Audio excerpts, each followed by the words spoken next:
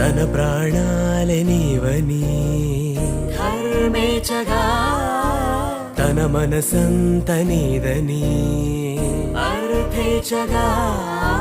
తన వలపంత నీకని కామేచగా అవధులు లేని ప్రేమకై మోక్షేచగా